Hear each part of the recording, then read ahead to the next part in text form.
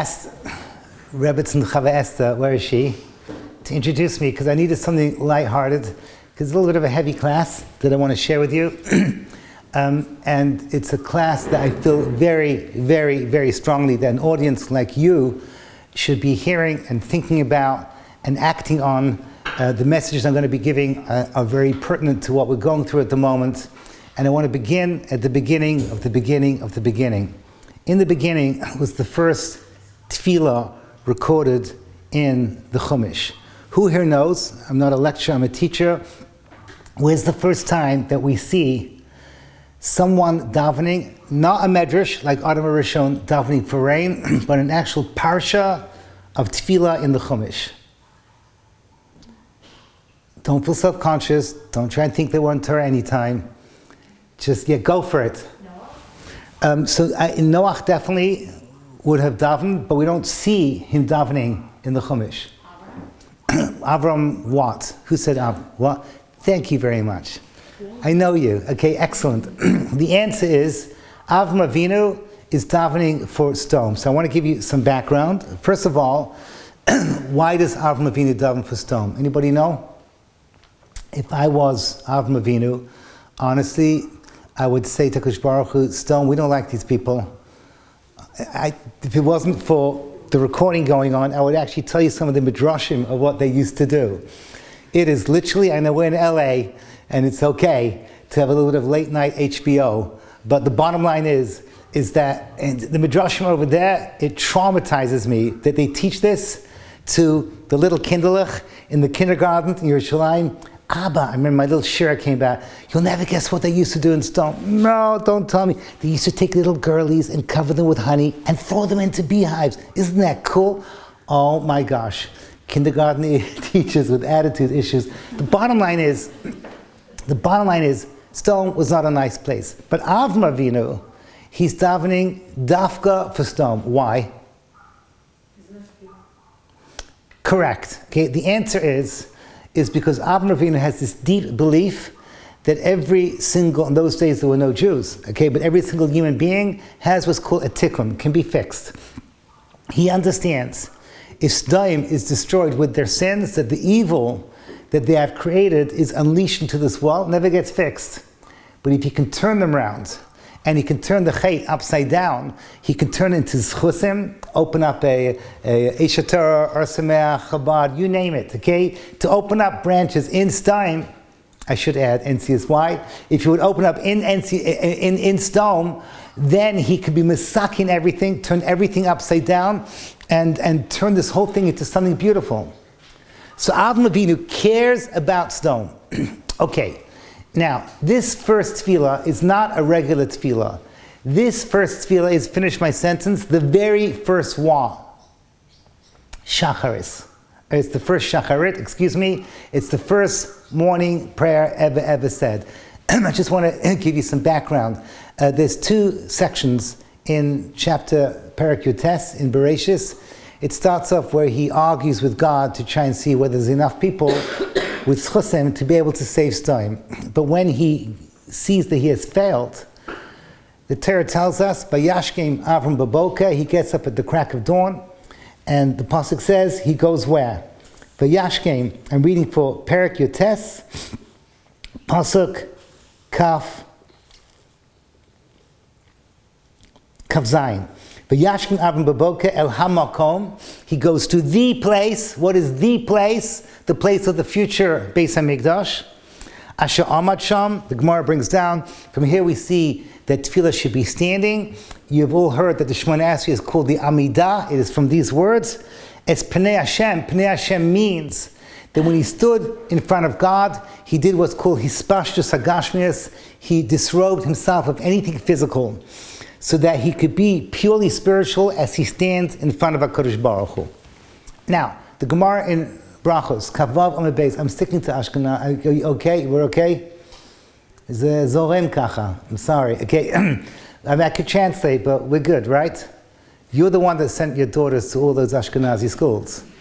So we're just sticking with Havara Ashkenazis for this presentation. Here we go. So Avram Avinu is not just davening any shacharis, he's davening the first shacharis. The Talmud on Brachot Kavav Base, Brachos Kavav Base brings down that Avram tikein tefillah shacharis.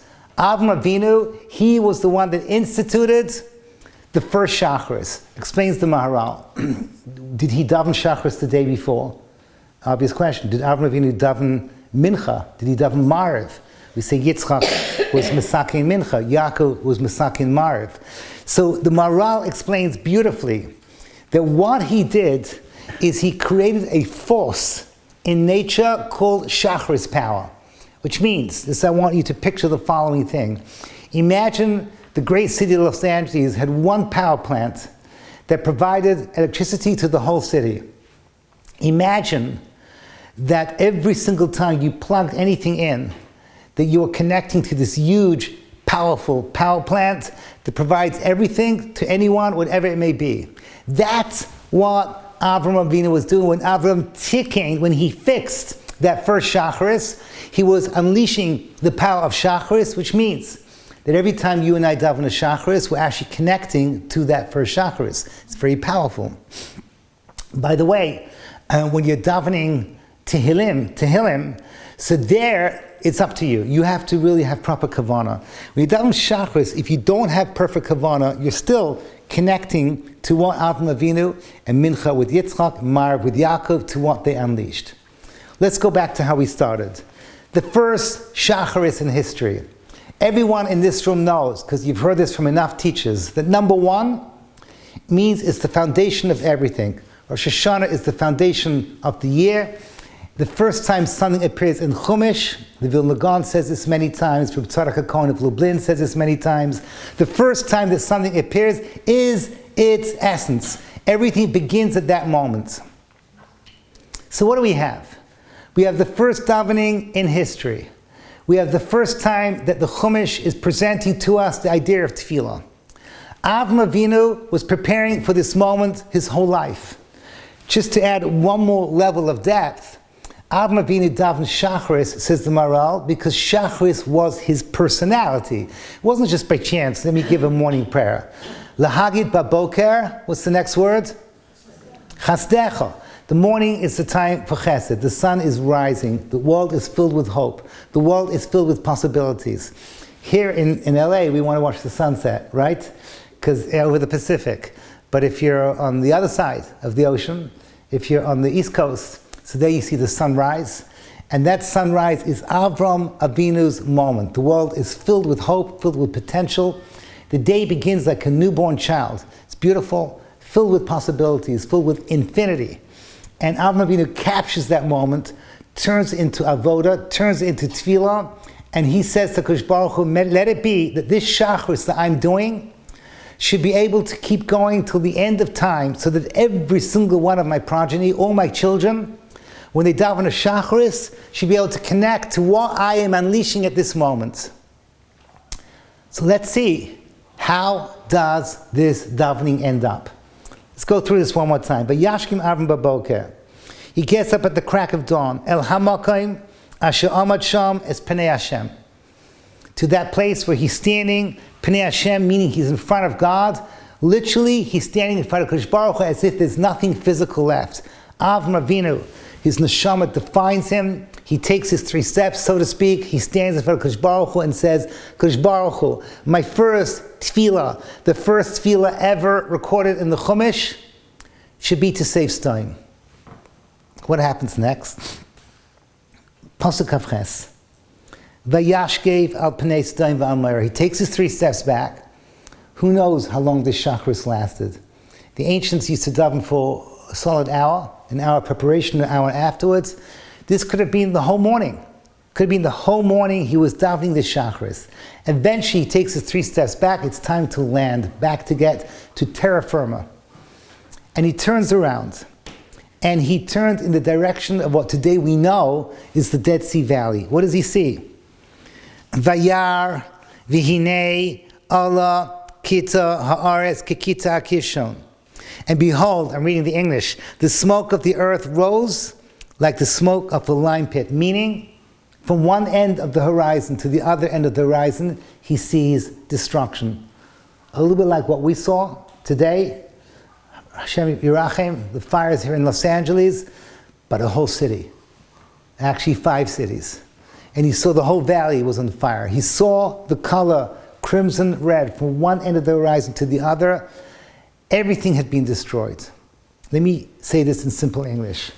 The very first tefillah, the foundation of every single shacharis in history, the first time that we learn about how we're supposed to serve HaKadosh Baruch Hu in the Chumash.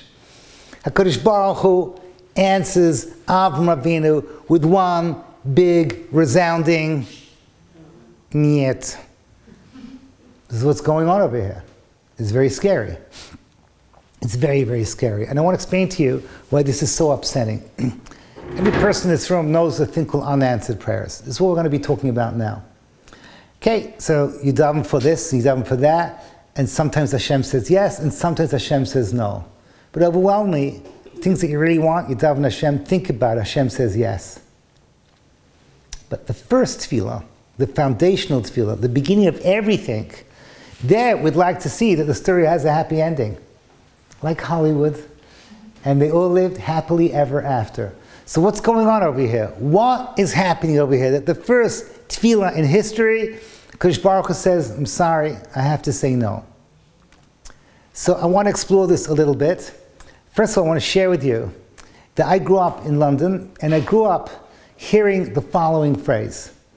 It goes like this. It's a Yiddish phrase. I'm going to translate, the Eibishter empfer nicht, nein, the Eibishter empfer nicht. I'll say that slowly. The Eibishter empfer nicht, God doesn't answer your prayers, nein, incorrect. The Eibishter empfer, he does answer, nicht, which means with a no. So there's such a concept that Hashem answers with a no. And this is the way I was taught growing up. And actually, I have this article over here. This ancient article, I don't remember how many years this was. It's called Sometimes Abba Says No. And this article, I photocopied it from, I think, Ted Naaman. And it was just after the aftermath of one of the most disappointing stories at that time then. Today, we hear so many of these stories that this story is almost drowned out. But there are some people in this room that may remember the name Nachshon Waxman. Shem Yimkein Domo. So we have nods from people who are, I don't want to say my age group, but almost my age group. Bottom line is that you should know a little bit of your history. Is that once upon a time there was a young man, a frum boy, abducted by terrorists, and they gave a Friday night, midnight gog, okay, a deadline. After that, they were going to kill him. And you had to, whatever it was, you had to free 1,000 terrorists. I don't remember what the deal was. Something horrific like that. Nachshon's parents were very, very, very special people. They still are very, very special people. And they asked everyone, I think they asked to light a candle, but they asked everyone to daven. And everyone should get together. Klal Yisrael sprung to action. Honestly, I've never seen anything like this. We've gone through a lot, but what happened that Friday night in Haranoff? What? How long ago was this? Don't remember. Miss AI, write down Nachshon Waxman date. I'm sorry, I have my assistant over here. Bottom line is that in Haranoff, it was the most beautiful sight. Some of you know Haranoff, Rehov Shalzen, corner Regine, where you had the Super Saal, and there you saw everyone. You saw Hasidim, you saw Yeshivish, you saw Sephardi, Kippas Ruga, you saw Streimach. Everyone came out, and everyone had one request from HaKadosh Baruch Hu, a simple request. What was that request? One thing and one thing only. Bring this little boy Chico back to his parents. That's all we're asking. Bring this boy back to his parents. Yes? He was abducted on October 9th, 1994. 1994. Yes. So it was literally 30 years ago. Wow. On October. Wow. Okay. He was born on April 3rd, 19. We're good, we're good. I'm just reading. You know AI, your Google Assistant, okay? I am Alexis. There we go. So this is from the Shiva home. just to tell you, again, if you read the story did not just end tragically, it ended very tragically. And one of the soldiers that went in to save him was also murdered. Listen to this. I've asked the Kodesh Baruch Hu for so much. Yehuda Waxman repeats again and again to the media and to those who have come to comfort him and wonder whether or not the dashing of his hopes has made I'm going to have to put on my reading glasses. This is so awkward. I have some reading glasses somewhere. Okay, whatever, I should just do this by heart. I've read this so many times. He says the following thing. I asked the Creator to let me raise a healthy family, and the answer was yes. I asked for good, successful children, the answer was yes. I asked for good living, and the answer was yes. I asked for good health, and the answer was yes. So when people ask me, how is it that hundreds of thousands of people, they prayed for Nachshon and were not answered, my response is that we did receive an answer. The answer was no. A father has the right to sometimes tell his child no. That is what was reported from that Shiva house. And now comes, by far, the most important part of the share, is the next 2 minutes, and the rest of the class is explaining what I said. Reb Chaim Kanievsky, Tzadok Zichron Livracha, published a little kuntras, a little booklet called Havul Hashem Kavod. I have it at home, and in that he talks about the phrase, Abba says no. And he says it much more politely than what I'm about to say. Because everyone knows, the Eibush to Empfinish, the Eibush Empfinish. He said, small, little, teeny-weeny problem. It's sheker. It's not true. It is not true. It is absolutely false. HaKadosh Baruch Hu always answers yes to our tefillahs. Never in the history of humanity, especially Klal Yisrael, was there a tefillah where HaKadosh Baruch Hu did not answer yes? Okay, so you'll give me that face. Like, no offense, Rabbi Nissel, but do you read the news? Do you see what's going on? In Eretz Yisrael, the stories that are coming out now are horrific. Nebuch, I don't want to stop talking about it because I tear up. I had my wife bawling this morning on the phone to me. She couldn't finish a sentence, just seeing the pictures and what's going on with the Bibas family. And my sister just sent me already, it was a bris, and they already named it, whatever. It was very beautiful, but pain so deep. And every person in this room knows. Leiv Yedei Maras Nafsho. Everyone knows the bitterness of an unanswered prayer. Everyone knows a loved one that died, a sick person that never recovered, or something that you really wanted and did not work out. So what does it mean? HaKadosh Baruch Hu always answered yes. And I'm going to teach you something very, very powerful. When you think to yourself, what does it mean, an unanswered prayer? You ask for something, Hashem says no. That's not what it is. HaKadosh Baruch Hu understands that when you are asking something, you are asking for something, meaning what's called your mahus, your makar, shmai, same gematria. Your essence wants something.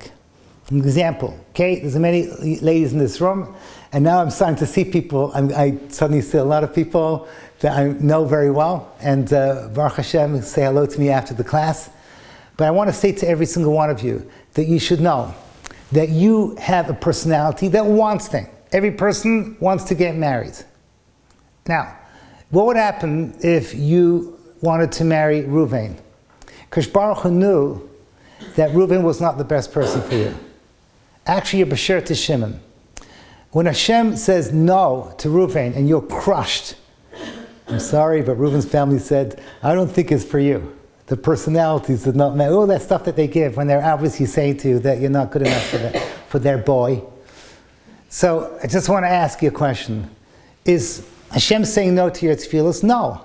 Because what you're really asking for is you want the perfect husband to build your beautiful Bas Neman. Oh, that's Shimon. So Kadosh Baruch Hu is saying yes because he knows what you want. But it's more complex than that, as I'm about to share with you.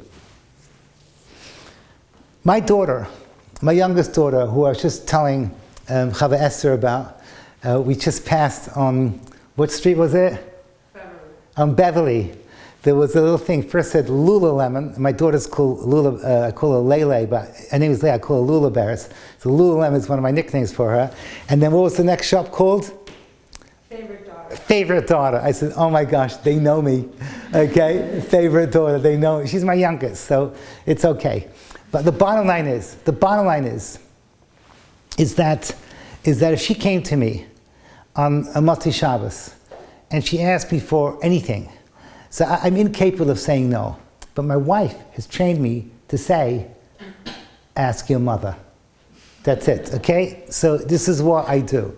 So picture the scene. I'm looking at some of you over here. The narrative will be a little bit different here in LA. Father, can I have the keys to the Lexus? Okay, and Abba says, I'm sorry, he's over his dafayomi. Okay, I'm just secretly, okay, he's over dafayomi. Okay, he says, oh, I don't know what to do, but I have a very important meeting tonight. You're just going to have to borrow Ima's wagon. And you go like, not cool, like that, okay? And you walk out. That is an unanswered prayer. You asked, you did the whole act, you even complimented his tie beforehand. I don't know why that works, but it works. You did the whole works, and some or other, and he says no, total failure. Your efforts went in vain, not with HaKadosh Baruch Hu. Hashem listens to your heart, what comes out, and Hashem kiviyachol asks himself the following question: how can I take your true ratzon and bring it to the ultimate, to the point that if I could show you how I'm saying yes to your tefillos, you would lose your bechira, you'd lose your free choice. You'd see how powerful your tefillos are. So I want to break down the way Hashem says yes into 4 categories. Where does this come from? It's Menachem Nissel. So you can do it your own way. But I just think it's convenient to break this down into 4 categories. Category number 1, you ask for something. You really, really ask for something. And HaKadosh Baruch Hu says yes to what you want, how you want, exactly the way that you ask for it. That's like, okay, you hit a gold mine. I have to share with you 2 stories that happened in the last 2 weeks. This is very cool. This is hot off the press. I'm saying it now publicly. Story number 1. I don't know if you realize it, but there's a very stressful period going through for those people trying to get into seminaries. And for some reason, because I work in so many SEMs, and because I work with NCSY, and I work with Alami Launch, I get young ladies who call me up, can I get a girl in? Or either the teachers get in or the girls themselves. So I had this young lady, she calls me up, choice 1 and choice 2, they said no. So what happened is that I said to her, I happen to know that both those places, they really are full. It's not like they don't like you. They really are full. And you applied late, it's a problem. It's a big problem. But I said, there's a thing called tefillah. Hashem is all powerful. Let's put the phone down. And let's daven to Hashem for a miracle. So we put the phone down. I'm not going to lie, I think I said tu prakim. I'm not that nice. I said tu prakim. But literally 20 minutes later, she calls me up. She's just got a message that a 3rd seminary, which was, it turns out not even to be a 3rd choice. It turns out to be, it's a phenomenal seminary. She got in. And literally 20 minutes after I told her, let's daven. Let's go and daven. So this is category 1. This is, and they all lived happily ever after. She go, there's no suffix in my mind. I'm going to see her this time next year, and she's going to sing Rabbi Nissel. The other 2 were so not for me. It's like, it's so obvious in my mind. This is exactly what's happening. Story number 1. Story number 2 is an insane story. It can almost go into the Menachem Nissel art school biography. It's just not that cool. But it's almost there. A woman calls me up that she had gone through certain medical issues that the doctors told her, you should not have any more children, it's dangerous for you. That's what she said. And she said to me, and I can't give details because of obvious reasons, she said to me, what am I supposed to do? I want more children. And it's coming from a good place with her. She's a tzaddikus woman, a very special lady. I want more children. What should I do? So I told her, I'm a Talmud of Rabbi Shapiro, I'm going to tell you what I would tell my wife. I'll tell you what I think. It's what you should do. You should daven for children. You should daven for more kids. But really, really, really daven. Mi'omek libech. But every time you finish davening, you should say the equivalent of Yi l'rotzen imri fi, v'hegen libi l'fenecha, Hashem tziri v'goali, and think in your mind HaKadosh Baruch Hu. Ultimately, you know what's best for me. If this is going to be dangerous for me, scratch everything I said, please, I beg you. So in other words, basically you're saying, you're davening from the bottom of your heart, you're rotzon, you're giving HaKadosh Baruch Hu, the zichalein, your inner self. What you really, really want, you're telling Hashem. But then in the end you're saying, I don't know.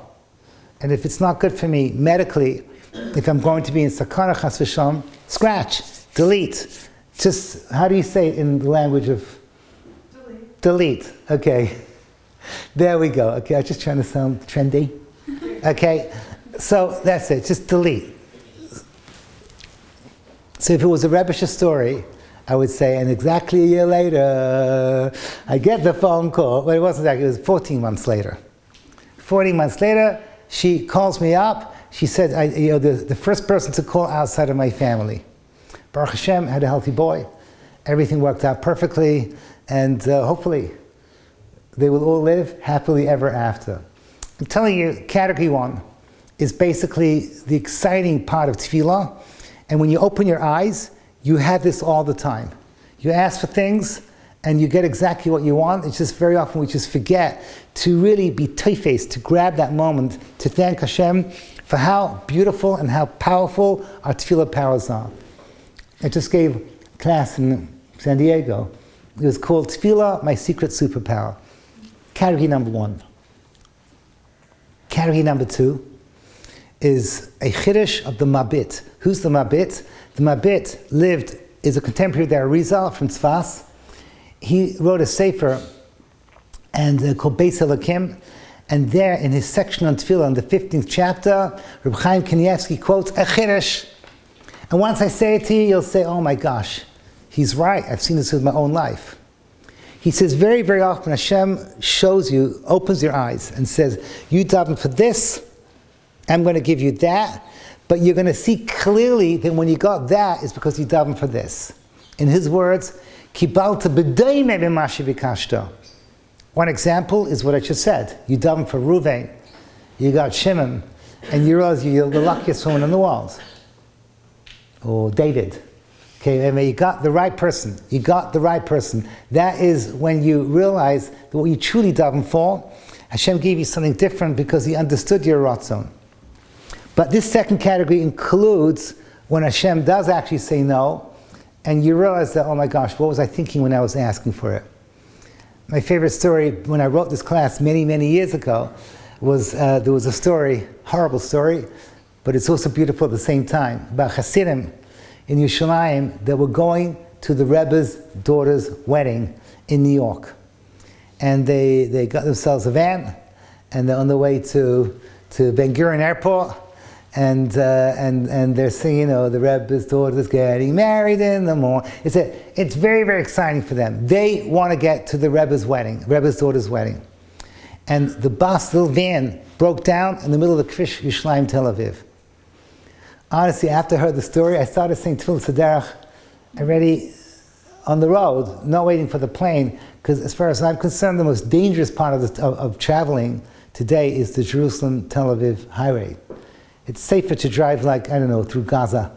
It's a crazy, crazy street. The bottom line is that they're going Meshuggah. And this story is an old story. And they missed the plane. And they were heartbroken. And that was an airline called Pan Am. Ask your grandmothers. Okay, I don't mean you get to ask them. You remember Pan Am, right? So Pan Am Flight 102 got blown up over the Scottish city of Lockerbie, no survivors. And they were supposed to be on that plane. This is also category 2. Another example of category 2 is the Nachshon Waxman story, which ended horrifically. It ended horrifically. But one of my friends was at the Shiva, a different date from the story, and the soldiers that came in, the commander unit, we're talking about the top Israeli commanders, they came in and they told all over to Yehuda Waxman, the father, and his wife Miriam, he says, we were in that place for about 10, 15 minutes. During that 10, 15 minutes, we saw miracle after miracle after miracle.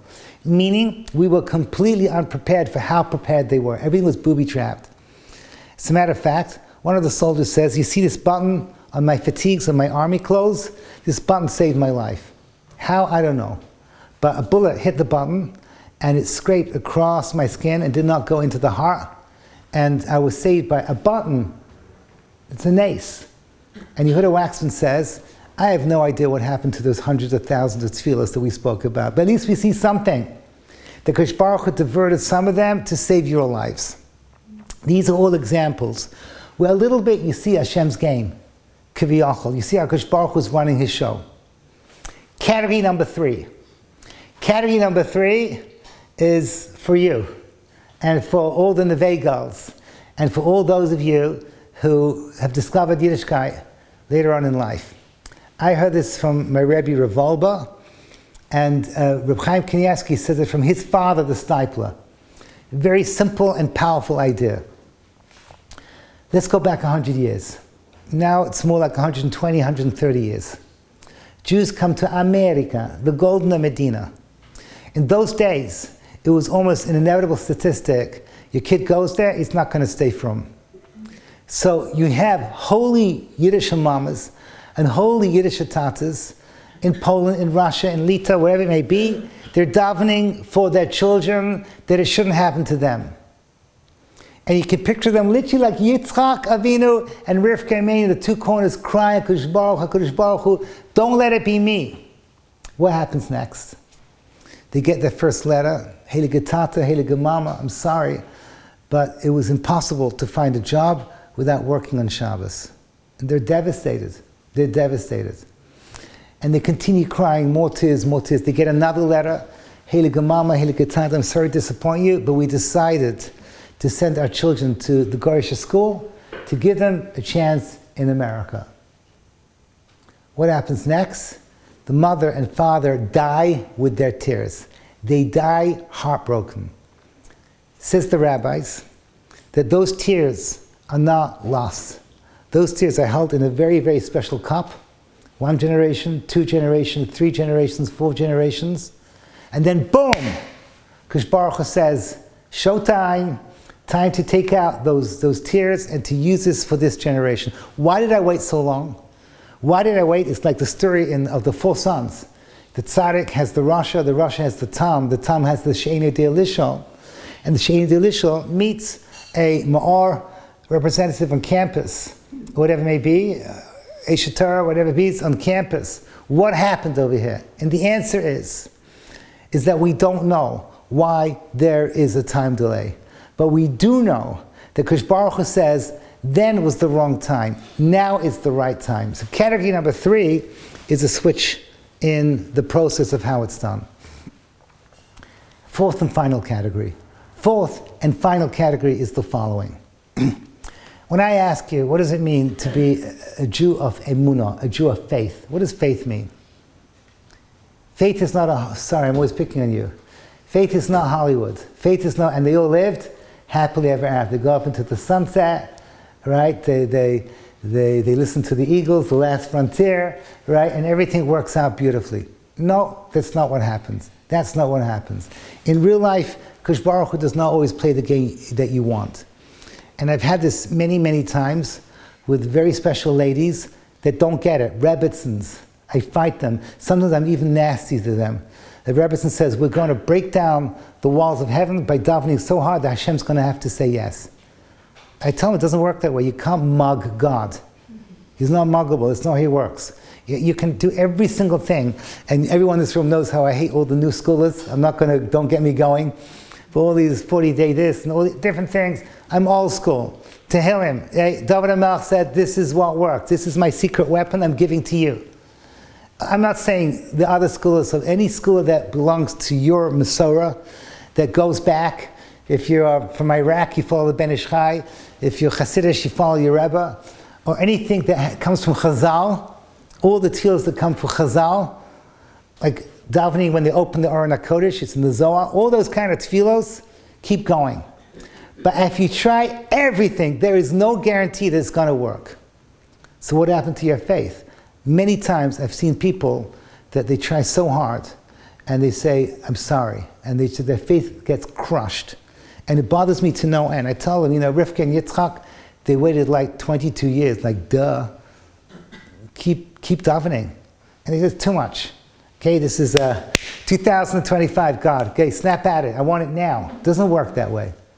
Emunah means that ani ma'amin be'emunah shalema, that every single tear of every single Jew throughout history, HaKadosh Baruch Hu takes it very seriously. It's precious to him.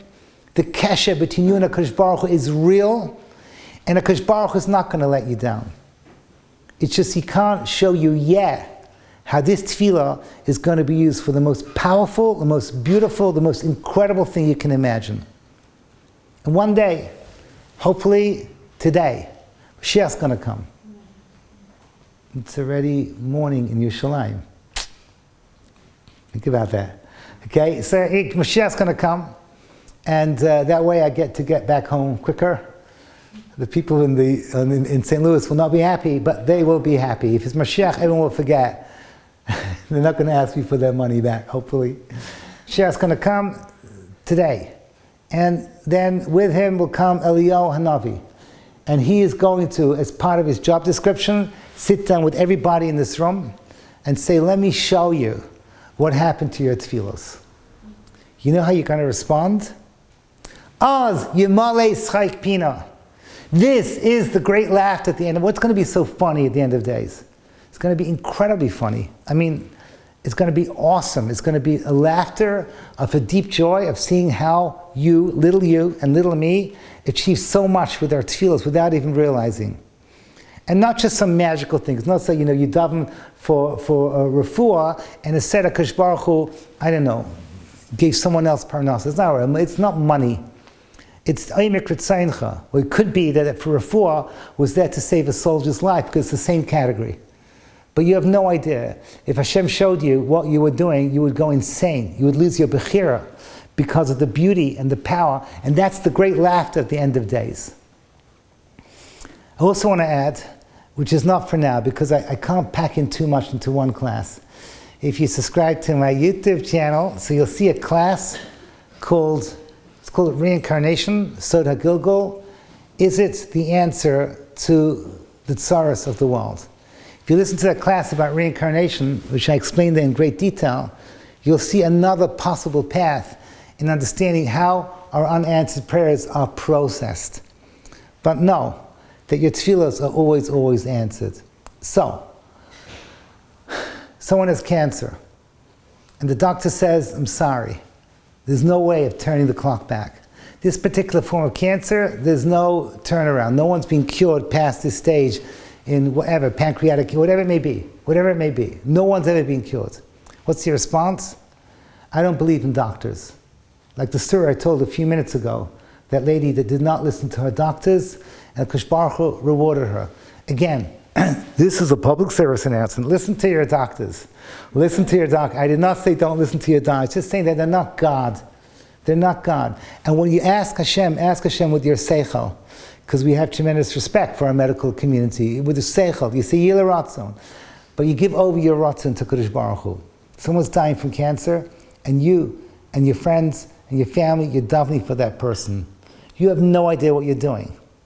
You have no idea how super powerful you are. I'll give you an example. You could be taking away the pain that the sick person was supposed to go through.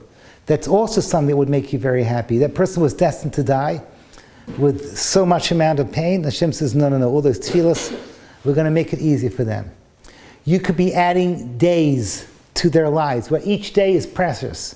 Another day of putting tefillah, another day of saying amen. Another day of giving a smile to a grandchild. You don't know what you're doing. Every day is precious. So all these things you could be doing for a person that Kadosh Baruch Hu has made a gezerah that he has to die. Not only that, we believe when the person dies, they go up to Shemaim, and all the angels that were created out of our tefillahs for them come to greet them. I feel sorry for Nachshon Waxman. I don't know, he probably could never get to heaven's gate because of millions and millions and millions of, I'm saying this obviously tongue-in-cheek, millions of malachim that came to greet him from all the tefillos on his behalf. We also can never lose the fact that our tefillos bring us closer to HaKadosh Baruch Hu. And there's so many good things that are beyond our comprehension that are happening every time we talk to Hashem. So I want to bring this whole thing to a close. We started off with a man called Avram Avinu. You remember the story? The first tefillah, Nebuch. Avram Avinu is unleashing Shacharis power. The first tefillah recorded in the Chumash. He davens his whole life. He's been preparing this. This is the founder of the Jewish people, the first person to discover God. He is Eila Tol Shmayim B'Hibaram B'Avraham. The world was created for Abraham. And this is his tefillah. And he davens with all his kayach. He davens this first shot on behalf of those Sodomites. He takes it 3 steps back. He turns around. He sees the world's on fire. He's death, destruction. Only terrible things. Says Reb Tzadok Hacohen of Lublin, in the corner of his eye, he sees a teeny weeny little spark. A little piece of light. Where did this light come from? From Avram Avinu's tefillos. What was this light? This light was the unholy union of Lot with his daughter. And out of that disgusting mess comes this creature called Moab, Gematria 49. All 49 levels of tumah are found in this little creature called Moab.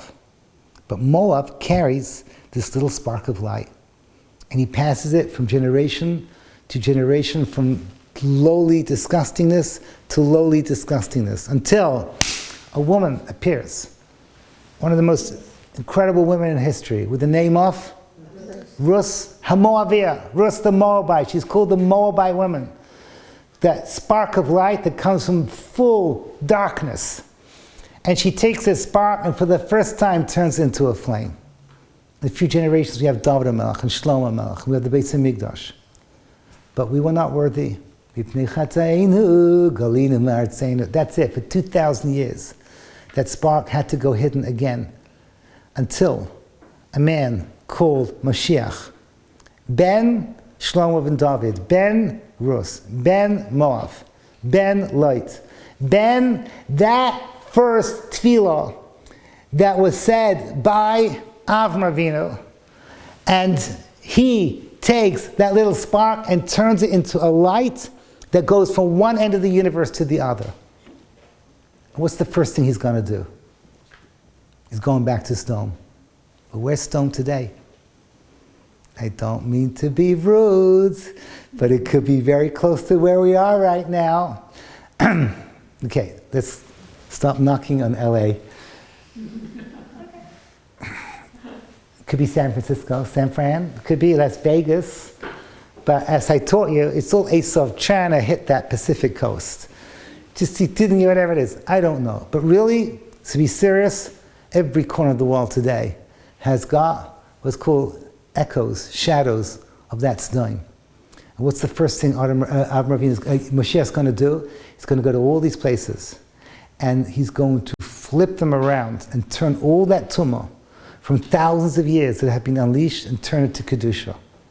From what? From that first Shacharis of Avram Avinu. Translation into simple English, ladies. Hashem answered yes to the first tefillah. But this is a category 3. Category 3 means sometimes Hashem takes his time, in this case, 4,000 years. But when he says yes, it's yes ad asof. Avram Avinu's desire to turn Cheshach into Or, which was his true Ratzain, Hashem says yes to the very end. Which brings me to you people. My biggest fear about people in this room is that you suffer from the modern day disease called low self-esteem, which is a terrible thing, but it's extremely terrible when you have low self-esteem when it comes to tefillah. Who am I to daven to fight cancer? Who am I to daven for the Israeli army? Who am I to daven for my father's parnasa? Who am I to daven for shidduchim? And who am I to daven for the Melech HaMashiach? And the answer is wrong, wrong, wrong, wrong, wrong. You can daven for everything. When it comes to davening, you are infinitely powerful like everybody else, like the Gedolim and the Tzaddikim. But you have to believe in it. You have to believe that every single heartfelt tefillah, Hatzayek mimamake alev ein tefillasei chazeres reikam, say the Rishonim, there's no way Hashem could say no. We saw difficult things today. Okay, we saw that we're living in a very unstable world.